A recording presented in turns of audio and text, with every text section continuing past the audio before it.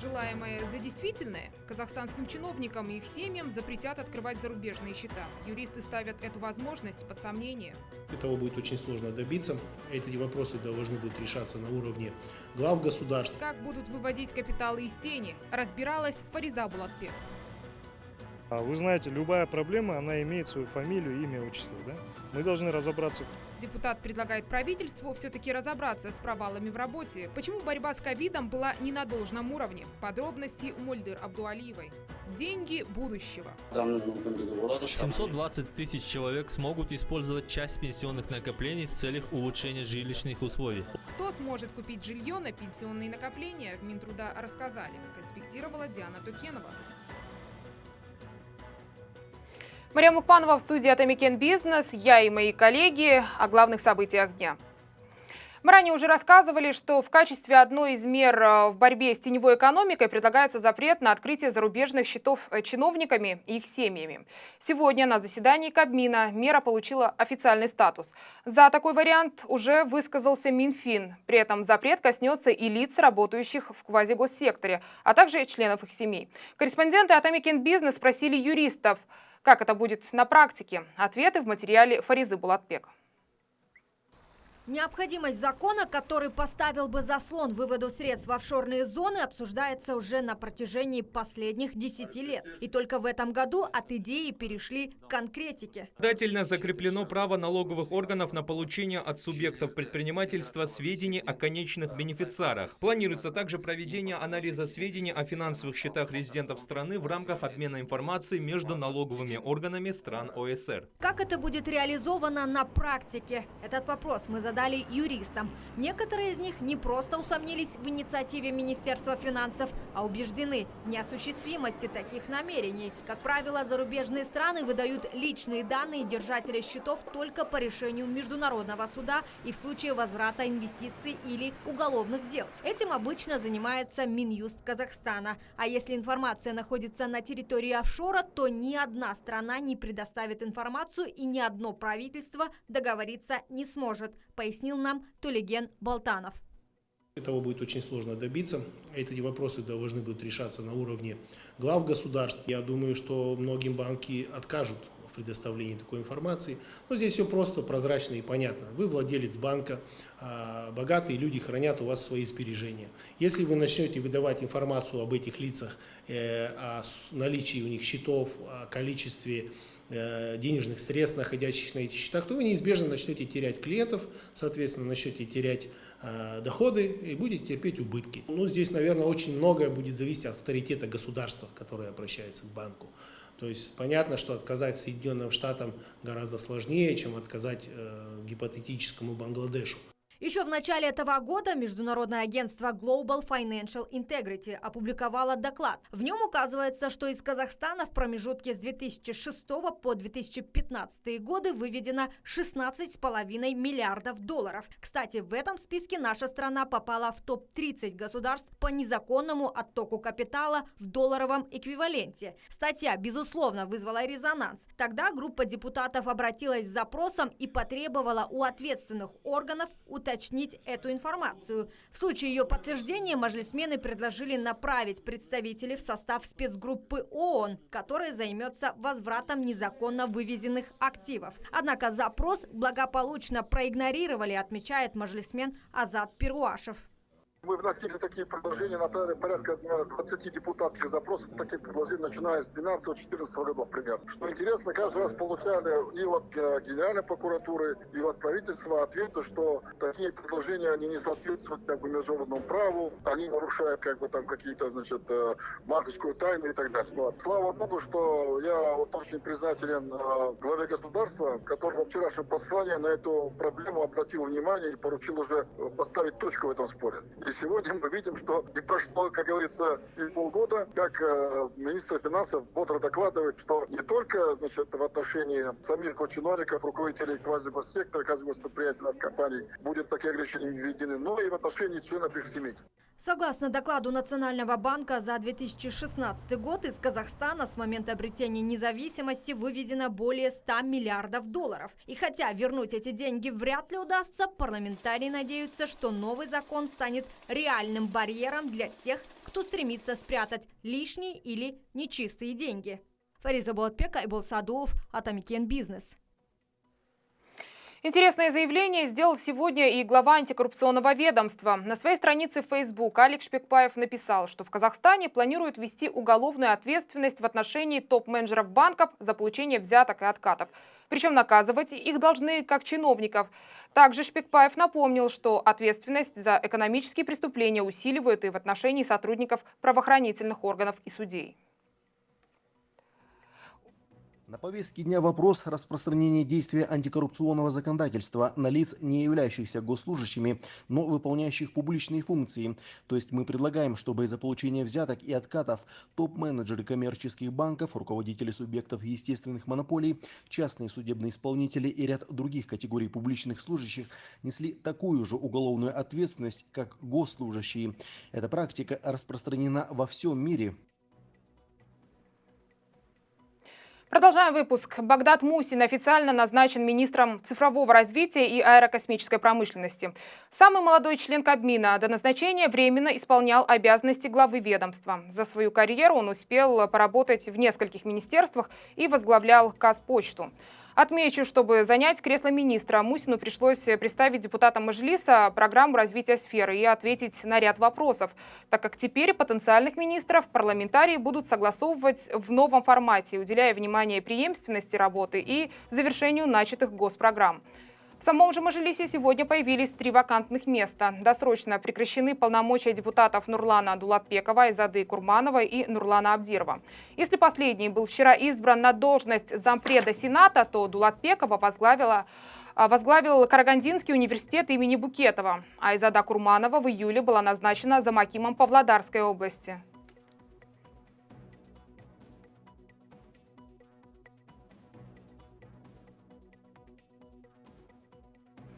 Тем временем мажилисмен Нуржан Альтаев предложил привлечь к уголовной ответственности виновных в гибели казахстанцев от коронавируса.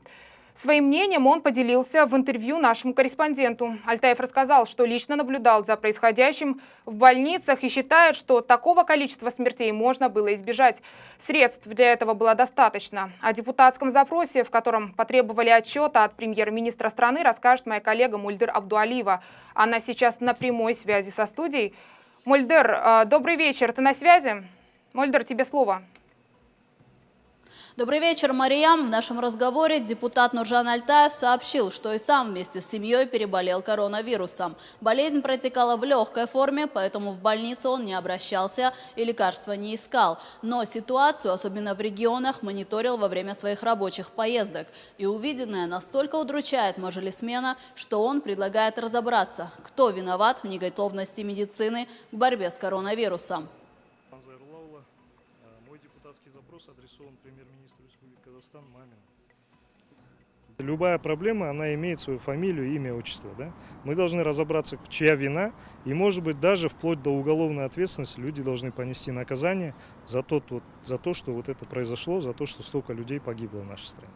Я практически переболел дома, но переболел в более легкой форме. Где-то неделю я там лежал с высокой температурой. Я не пользовался какими-то специфическими лекарствами, то есть я просто в основном пил витамины, витамин D, витамин С, плюс старался есть мясо конины и кумыс. И примерно через неделю у меня как бы все прошло. Ну, просто, наверное, может быть, потому что организм, наверное, такой. Но были люди, которые переносили более тяжело эту болезнь, и понятно, что они остались без медицинских услуг. Я видел, например, посещая больницы в Чимкенте, в Туркестанской области, там, в Актюбинской области, что одной из основных проблем было то, что наши больницы не оснащены кислородными... Альтаев при этом напомнил, что ранее на содержание медицинской системы выделялись огромные средства, не экономили и во время пандемии. 191 миллиард тенге, по информации Минфина, потратили только на борьбу с коронавирусом. И на сегодняшнем заседании Мажилиса депутат попросил премьер-министра страны Аскара Мамина отчитаться о потраченных потраченных суммах и проделанной работе. По мнению Альтаева, граждане должны знать, почему при наличии финансирования они столкнулись с отсутствием лекарств, средств индивидуальной защиты, ПЦР-тестов и мест в больницах. Мы же решили узнать, как боролись с коронавирусом другие страны. Своим опытом поделилась страна-участница ЕАЭС Армения. Генсек Минздрава Лусине Качирян рассказала, что коррупционных скандалов в стране не было, а тестирование и обследование в их республике проводятся преимущественно за счет государства. Всего было произведено 209 389 тестов. Фактическое количество пациентов, которые на сегодняшний день находятся на лечении, 4291 человек. В последнее время количество новых случаев значительно уменьшилось. 1 сентября было произведено 2460 обследований и обнаружено всего 197 новых случаев. Между тем, казахстанцам пандемия запомнится не только болезнями, но и скандалами. Это и отставка руководителя СК «Фармации» и ФСМС Берика Шарипа и Айбатыра Жумагулова, в отношении которых сейчас ведутся следственные мероприятия, а также задержание вице-министра здравоохранения, бывшего вице-министра Олжаса Абишева. Мариам, у меня на этом все. Тебе слово. Спасибо, Мульдыр, я продолжу. Кто сможет купить жилье или оплатить образование с помощью пенсионных накоплений, сегодня разъяснили в Министерстве труда и соцзащиты. Использовать свои накопления смогут лишь 700 тысяч вкладчиков. И речь идет не только о тех, у кого достаточно накоплений, но и других категориях. Подробности у моей коллеги Дианы Токеновой. Диана, тебе слово. Мариама, у меня к тебе вопрос. Если, конечно, не секрет, достаточно ли на данный момент у тебя пенсионных накоплений для того, чтобы купить собственное жилье, учитывая, что как минимум тебе необходимо иметь на счету 10 миллионов тенге? Ну тогда, думаю, нет, недостаточно, но от этого мне не менее интересно, поэтому продолжай. Интересно, что мужчинам несколько проще. Они имеют право использовать деньги из ЕНПФ, если сумма накоплений составляет почти 7 миллионов. И есть еще две категории – пенсионеры и граждане, заключившие договор пенсионного аннуитета со страховой компанией. 720 тысяч человек смогут использовать часть пенсионных накоплений в целях улучшения жилищных условий. Общая сумма изъятия составит 1 триллион 400 тысяч тенге. Кстати, полгода назад количество казахстанцев, кто смог бы купить жилье с помощью пенсионных накоплений, было 113 тысяч человек. А вчера, во время выступления президента с посланием народу, их количество внезапно увеличилось в 6 раз. Реально ли эта цифра, учитывая, что доходы населения в период пандемии существенно снизились? Мы решили спросить у самих граждан, на какие цели они готовы потратить свои пенсионные накопления. Я думаю, что да, это, скорее всего, будет либо же на здоровье, либо на покупку квартиры. Многим людям, допустим, в какое-то время нужно на операцию, либо на покупку недвижимости, либо на открытие бизнеса. Хотя киім алайық мектепке немерелерімізге. Если люди собирают на пенсионные, то незачем их тратить на жилье и на какие-то поездки за границу, на учебу и так далее. Пенсионные деньги – это все-таки обеспечение нашего будущего пенсионера. Потом что? Локоть кусать. Вообще тот факт, что государство идет на такие меры, как покупка жилья на пенсионные накопления, кажется тревожным звоночком. Это значит, что рядовому казахстанцу с каждым годом становится сложнее в жилищных вопросах, а его покупательная способность остается низкой из-за отсутствия роста доходов. А количество семей, у которых нет собственного жилья, только растет. Тот самый минимальный пороговый уровень, я попрошу еще раз режиссеров выдать на экран графику, и он высчитывался не Министерством труда, а в самом едином накопительном пенсионном фонде. Кроме того, ЕНПФ навряд ли можно назвать сегодня высокоприбыльной организацией, когда реальная доходность пенсионных активов в последние годы составляет лишь 1-2% в год. Тем временем правила изъятия пенсионных начислений собираются утвердить до конца года, и наверняка ваших пенсионных накоплений хватит лишь для первоначального взноса или для жилья скромной квадратуры. Учитывая, что сейчас средняя стоимость квадратного метра по стране в новостройках уже 298 тысяч тенге. Мне, например, копить нужно, по моим грубым подсчетам, еще лет 25. Мариам? Удачи, Диана, и спасибо. Далее в выпуске вы увидите.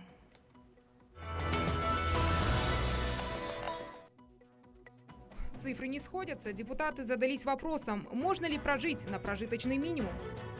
На продовольственные товары каждый казахстанец в среднем тратил 31 тысяч тенге в месяц, а на непродовольственные товары и услуги еще 24 тысячи тенге.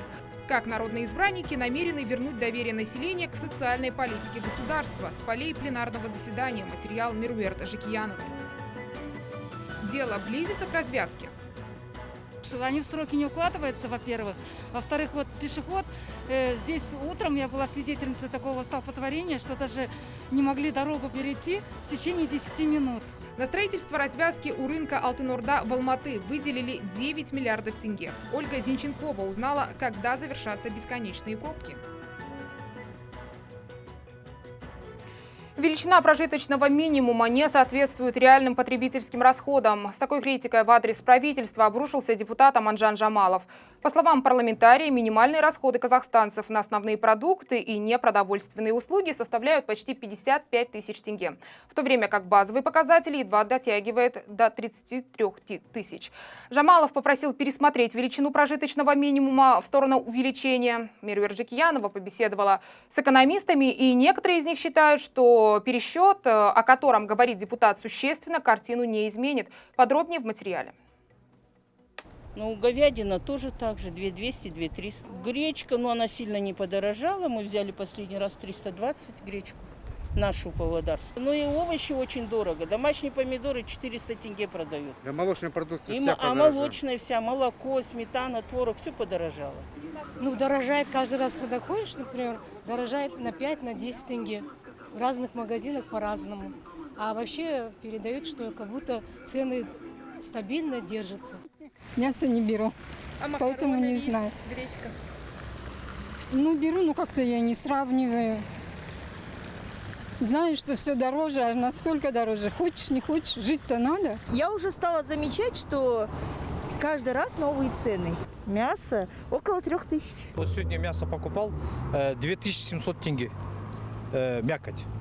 Фарш стоит 2200 тенге. Это реальность. А вот на бумаге, которая, видимо, действительно терпит все, человеку достаточно в месяц прикупить говядины на 2500 тенге, макароны на 147 тенге, гречку на 65, рис на 268 и чай на 185 тенге. На этих расчетах основан базовый показатель – прожиточный минимум в стране. Сейчас он не дотягивает до 33 тысяч, тогда как фактический набор выживания обходится казахстанцам на 20 тысяч дороже. Возмутился сегодня на пленарном заседании Мажилиса депутат Аманжан Жамалов. По его словам, базовый показатель необходимо индексировать. Недавно Национальный банк заявил, что в июле годовая инфляция составила 7,1%, а цены на продукты питания выросли на 11,4%, а на отдельные виды продуктов до 40%. То есть Национальный банк сказал А, теперь правительство должно сказать Б. Правительство обязано индексировать прожиточный минимум на размер инфляции. И это уже можно сделать в рамках проекта республиканского бюджета на 2021-2023 года. По грубым подсчетам, 7% от текущей базовой величины – это всего 2300 тенге. Эксперты считают, что от такого пересчета ситуация существенно не изменится. При увеличении на 7% цена, допустим, стоимость величины прожиточного минимума, она не превысит минимальную заработную плату, которая установлена на данный момент, 42 500.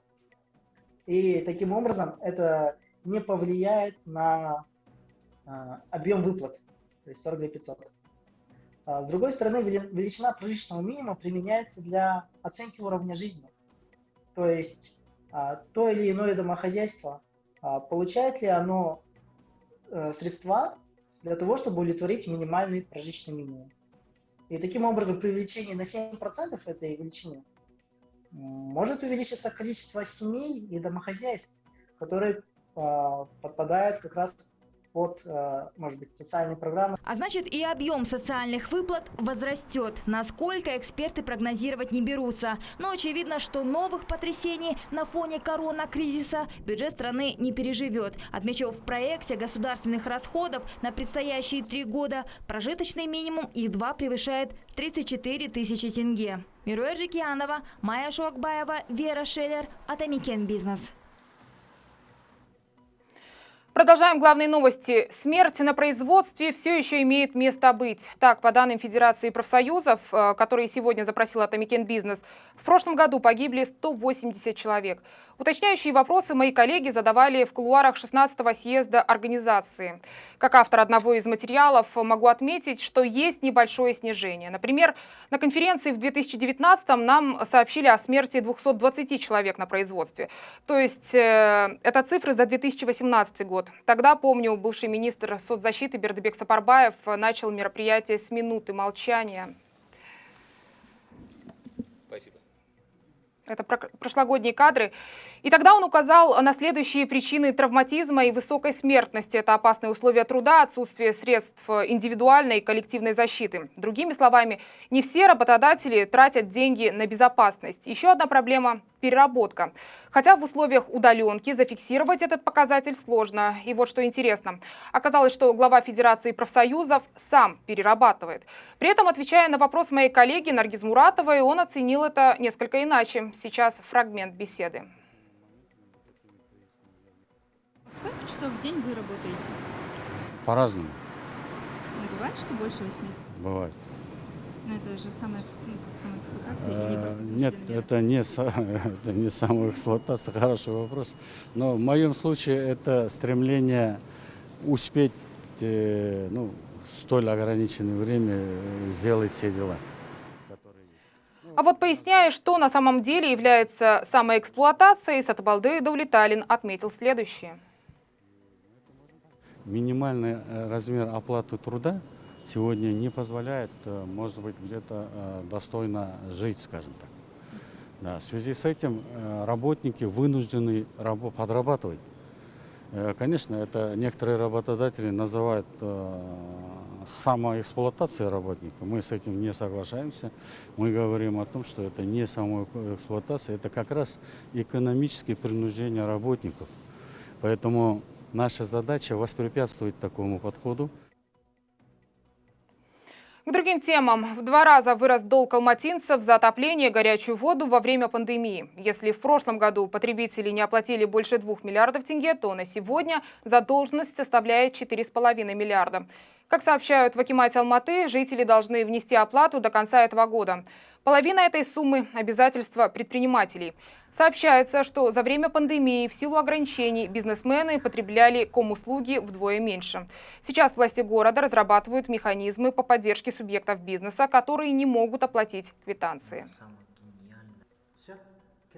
Во время локдауна тоже старались никого не отключать от воды, от электричества. Тоже пошли навстречу, но здесь необходимо, я еще раз обозначу то, что от работы этих денег, которые поступают за потребление коммунальных услуг, зависит работа в целом энергокомплекса. Это очень большой организм, который требует постоянного ремонта. Между тем, в Акимате сообщили, что текущие расходы на ремонтные работы всего энергокомплекса города составляют 22 миллиарда тенге. А вот для того, чтобы сократить нагрузку на потребителей, отменили начисление пени за долги по коммунальным платежам. Этой льготой можно воспользоваться только в течение этого года. Отмечу, отсрочку по оплате за услуги ЖКХ получили 7% жителей мегаполиса. Да, готовы. Нам повезло, мы айтишники. Нас кризис не коснулся вообще никак. У меня нету долга. И не было необходимости продлевать оплату этого долга. Ну, мы отсрочки на месяц пользовались, то есть когда вот этот был период. Мы в 1 месяц не платили, а в следующий за 2 оплатили сразу. А А в Алматы пообещали решить одну из главных и затянувшихся проблем. Заторы в районе рынка Алтын-Орда уже давно стали привычным делом. Развязку должны были сдать в полном объеме в этом году, но сроки вновь продлили. При этом на строительство выделили свыше 9 миллиардов тенге. Из них порядка 5 уже освоили. Что успели построить на эти деньги, узнала Ольга Зинченкова. Совсем скоро по этому новому асфальту, как пообещали в Казавтожол, проедут автомобили. Ну а сейчас местным жителям уже несколько лет приходится переходить дорогу в неположенном месте, а к дому подбираться через песочные насыпи. Проект по расширению дороги и строительству развязки в районе рынка Алтын-Орда запустили еще в 2017 году. Закончить обещали в конце 2020-го, однако сроки вновь переносят. Полное завершение строительно-монтажных работ и сдача объекта в эксплуатацию у нас планируется к концу 2021 года. До конца текущего года мы запланировали полное открытие движения по дорожному движению в полном объеме открыть по 8-10-полосную. Монтажные работы эстакады вдоль основной дороги и эстакады, соединяющей жилой комплекс Асыл-Арман с городом, будут продолжаться еще год с момента открытия движения. Мы боимся здесь переходить дорогу, потому что водители не останавливаются на пешеходных переходах. Паспорт пишут, читаешь, думаешь, они в сроки не укладываются, во-первых. Во-вторых, вот пешеход. Здесь утром я была свидетельницей такого столпотворения, что даже не могли дорогу перейти в течение 10 минут. Руководство Казавтожол уверяет, дорога разгрузится с открытием 10-полосного движения. При этом отмечается, что сроки полного ввода развязки пришлось отсрочить из-за пандемии коронавируса. Ольга Зинченкова, Булат Джакипов, специально для Атамикен Бизнес. В Карагандинской области владельцы фитнес-центров продолжают терпеть большие убытки, несмотря на смягчение карантина. Вот уже несколько дней открыты бассейны, но любители поплавать не спешат покупать долгосрочные абонементы. Здравствуйте, я подарочный маникюр. Хорошо, приготовьте, пожалуйста. Работа всех бассейнов была приостановлена практически на полгода. Владельцы фитнес-центров ушли в большой минус. Долги скопились за коммунальные услуги. К примеру, после чистки бассейна счет за холодную воду приходит на 300 тысяч тенге. По словам бизнесменов, заработать по предварительным подсчетам можно будет только через полгода нормальной работы. И только если их будут закрывать на выходные. Сегодня количество посетителей снизилось практически на 70%. И пока бассейны пустуют. Карагандинские предприниматели просят хотя бы на период карантина не поднимать тарифы за коммунальные услуги. Поэтому оплачивать все коммунальные услуги, также там вывоз мусора и так далее, вот вода, например, да, мы не можем. Но мы надеялись хотя бы на отсрочку, но получаем мы ее сейчас очень тяжело. Но выходные дни это, конечно, сейчас очень будет проблематично быть закрытыми. Мне кажется, что сейчас очень много людей выйдет из бизнеса. Между тем, в Карагандинском регионе бассейны начали работать 31 августа. В Департаменте контроля качества безопасности товаров и услуг отмечают, что создана специальная мобильная группа, которая выезжает на места и проверяет соблюдение всех санитарных требований. Через официальный сайт KZ-Info подавали заявки на открытие бассейнов. Согласно постановлению номер 37, на взрослого человека по нормативам должно быть 5 квадратных метров в бассейне. На ребенка это 4 квадратных метра. В одно время в бассейне не должно быть больше 30 человек.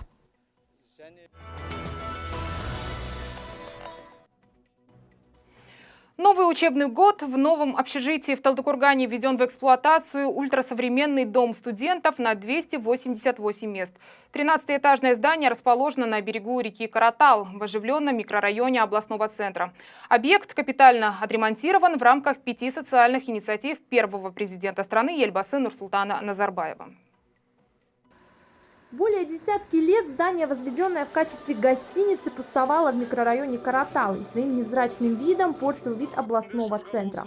Благодаря программе 5 социальных инициатив первого президента руководство области взяло строение под свой контроль. И в течение года подрядчики капитально отремонтировали уже дом студентов, ключи которых Аким области торжественно вручил ректору Житисусского государственного университета имени Ильяса Жансугурова. Почему не подрядчик сдает, почему мы сдаем? Потому что біз өзіміздің жергілікті бюджеттің қаражатына салып, бюджет на бюджет мы им передадим.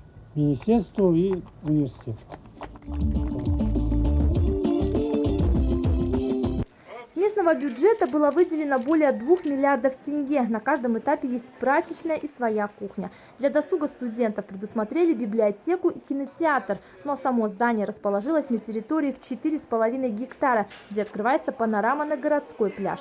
Поздравить своих земляков приехала молодежь из Нур-Султана. Сегодня, увидев такое шикарное здание, абсолютно новое, построенное по всем международным стандартам, я думаю, это будет большой мотивацией для всех студентов, которые учатся здесь, учиться лучше и стараться больше. Главное – оставаться здесь и трудиться во благо родной Алматинской области. По программе 5 инициатив Нурсултана Назарбаева в Алматинской области строят еще 3 общежития. 2 из них будут на балансе Высшего медицинского и политехнического колледжей Талдыкургана. Вера Шеллер, телеканал Атамикен Бизнес. И к другим темам. Газосетевая компания в Мангистауской области требует проверить законность действий акимата. Напомню, владельцы газозаправочных станций выступали против уменьшения объемов поставок сырья. Количество реализуемого в розницу голубого топлива было снижено почти в 2 раза. Чиновники заявили, что у предприятий имеются серьезные недочеты в документации. С начала года компания ТО СК ЛТД КИЗ отправила 3 письма в акимат с просьбой разъяснить ситуацию. Так и не дождавшись ответа, предприниматель обратился в министерство. Руководство газосетевой компании уверено, что поставки им срезают необоснованно, ведь объемы добытого и произведенного газа в регионе остаются на прежнем уровне. До сегодняшнего дня нами было направлено в акимат области 4 письма. Ни одного ответа не пришло. Теперь мы намерены обратиться в Министерство энергетики и антикоррупционный комитет с просьбой помочь. Необходимо разобраться, насколько законно ведется распределение сжиженного газа в регионе. Между тем, в профильном ведомстве заверяют, все недоразумения бизнесменов связаны именно с нарушениями в документации.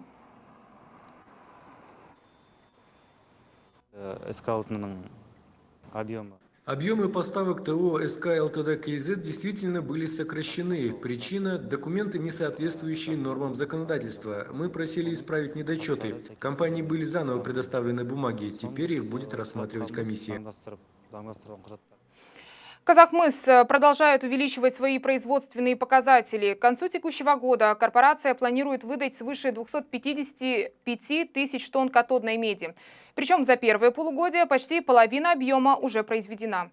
О планах горно-металлургического гиганта расскажет Жалгас Азганбаев. Отечественная цветная металлургия продолжает наращивать свои обороты. По итогам первого полугодия на 3,6% увеличился объем производства металлургической промышленности. Положительную динамику отмечают в горнодобывающем и обрабатывающем секторах. Например, только обогатительными фабриками Казахмыса за 6 месяцев было переработано свыше 15,5 миллионов тонн руды. И пандемия коронавируса отнюдь не повлияла на перевыполнение плана. Чтобы обеспечить бесперебойное производство, Казахмыс выполняет все возможные меры для защиты здоровья работников на местах. Компания также принимает активное участие в государственных инициативах в борьбе с коронавирусной инфекцией, особенно в регионах присутствия Балхаше, Сатпаве и Жезказган. Сегодня наши сотрудники, металлурги, горняки и обогатители, несмотря на сложную ситуацию с пандемией, несут свою вахту на предприятиях компании. Несущие вахту гордятся сейчас и качеством отечественной меди. Ее среднее содержание в руде составило 0,98%. Между тем, COVID-19 внес свои коррективы в горнодобывающий сектор ряда государств. Бьют тревогу аналитики международного рейтинга агентства Fitch. По их прогнозам, мировая добыча меди снизится на 2,5%. В первом квартале этого года было достигнуто дно по ценам на меди. Упал он до $4600. Мы сегодня наблюдаем, как цены быстро восстановились до уровня $6600. 50% металла потребляет Китай. Поэтому основным фактором роста здесь является восстановление роста экономики Поднебесной, который оказался намного выше, чем предполагали аналитики. Впрочем, Турар Жулмагамбетов связывает снижение добычи меди своеобразной цикличностью. По мнению эксперта, за последние 15 лет было 3 цикла спада и роста. Тем временем Казахмысе уверены, все производственные показатели будут выполнены. Жалгас Азганбаев, Акбар Сабиржанов, Атамикен Бизнес. Это все новости среды 2 сентября. Следите за нашими выпусками и на интернет-платформах YouTube, Instagram, Telegram и Facebook. Оставайтесь на Atomic Business.